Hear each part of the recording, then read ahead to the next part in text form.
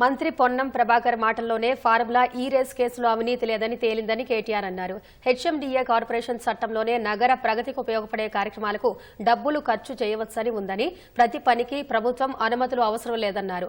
Assembly లాబీలో మీడియాతో మాట్లాడిన కేటీఆర్ ఈ కేసులో అణా పైసా అవినీతి లేదన్నారు. అయినా న్యాయపరంగా ఎదుర్కొంటామన్నారు. అలాగే ఔటర్ రింగ్ రోడ్ లీజుపై కూడా స్పందించిన కేటీఆర్ టీఓటీ విధానంలో ఉన్న ఔటర్ రింగ్ రోడ్ నుంచి వచ్చిన డబ్బులను రైతు రుణమాఫీకి ఉపయోగించామని స్పష్టం చేశారు. ఆర్థిక వనరుల సమీకరణపైన అప్పటి ప్రభుత్వం ఏర్పాటు చేసిన మంత్రివర్గ ఉపసంఘం అనేక సూచనలు చేసిందన్నారు.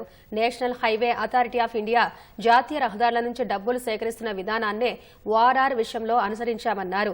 ప్రైవేట్ కంపెనీకి లబ్ది చేకూర్చినట్లు ఆరోపిస్తున్న రేవంత్ ఆ కంపెనీతో లీజును ఎందుకు రద్దు చేయడం లేదని ప్రశ్నించారు. గతంలో ఓఆర్ఆర్ లీజ్ పైన రేవంత్ రెడ్డి మాట్లాడిన 1,00,000 కోట్ల అవినీతి ఆరోపణలపై హెచ్ఎండీఏ పరువు నష్టం కేసు వేసిందని గుర్తు చేశారు. ఇప్పటికీ ఆ కేసు అలాగే ఉందన్నారు. తన సొంత శాఖల అధికారులతో సీఎం దర్యాప్తు చేయిస్తే నిజాలు ఎలా బయటకు వస్తాయో రేవంత్ చెప్పాలన్నారు.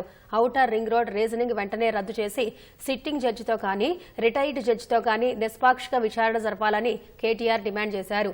అలాగే కోకాపేట భూముల విక్రయాల్లో 10,000 కోట్ల రూపాయల కుంభకోణం జరిగిందంటున్న ప్రభుత్వం వాటిని రద్దు చేయాలని కోరారు.